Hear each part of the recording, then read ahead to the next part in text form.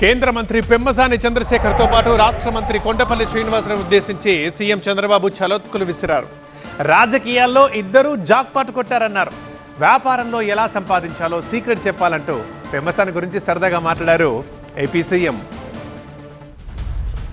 కేంద్రంలో చంద్రశేఖర్ గారు మంత్రి, బాగా చదువుకున్నాడు, అమెరికాకి వెళ్ళాడు, వ్యాపారాల్లో రాణించాడు.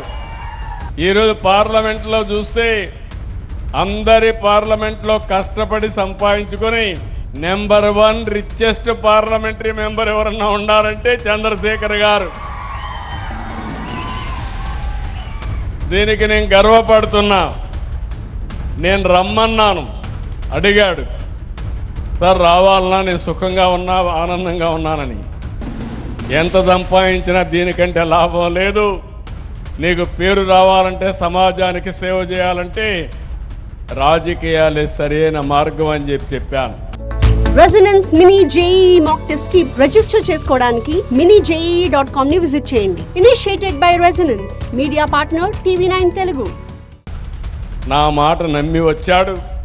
గుంటూరు పార్లమెంట్ మెంబర్గా సునాయాసంగా గెలిచాడు. ఆ తర్వాత కేంద్రంలో ఒకటేసారి మంత్రి కూడా అయ్యాడు. ఈరోజు ఇక్కడుండి శ్రీనివాస్ ఉన్నాడు, మంత్రి. వాళ్ళ తాత ఒకప్పుడు ఎంపీ.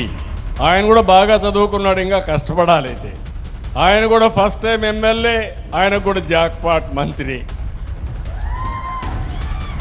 అయితే మంత్రి అయ్యాడు, ఎమ్మెల్యే ఫస్ట్ టైం అయ్యాడు. ఆయన శక్తి నిరూపించుకోవాలి.